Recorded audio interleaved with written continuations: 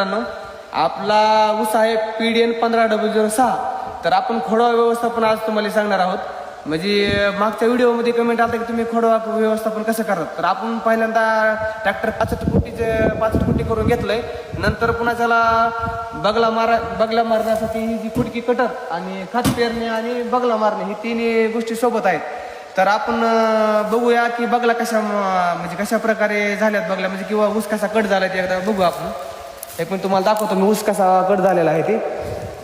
हे जे आहे ते पूर्ण जी ऊस आहे ते असा कट झालेला आणि पाचट जे आहे ती पाचट माती आड झालेली. पूर्ण ही जी पाचट आहे खाली माती आड झालेली आणि पूर्ण बघू शकता जमीन लेवल असा कट झालेला आहे. तर आपण ज्यांचा महेश पारेकर यांचा ट्रॅक्टर आहे फुटकी कटरचा फायदा काय आणि फुटकी कटर काय रेटने करते त्यांचा एकदा मोबाईल नंबर एकदा विचारू बोला. खोडवा कटरचा फायदा असा आहे की तुमचे एका वेळेस 3 कामं होते. पहिलं म्हणजे तुमची खोडवा जो लेबर